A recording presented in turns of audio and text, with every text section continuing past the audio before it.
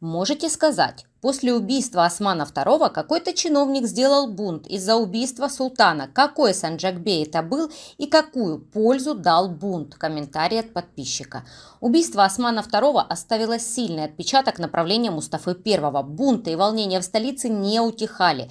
Попытки сделать виновным в убийстве Османа II только лишь Давута Пашу успехом не увенчались, поскольку когда Давута Пашу схватили, он предъявил указ о казни, подписанный султаном. Гнев войска только нарастал во время второго правления Мустафы I. Апогеем стало восстание губернатора Эрзурума Абаза Мехмеда Паши.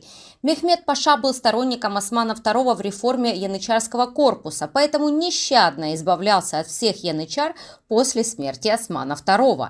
Мехмед Паша возглавил восстание и даже выдвинулся в столицу. Результатом этого восстания стало свержение Мустафы I и обвинение его в убийстве Османа II.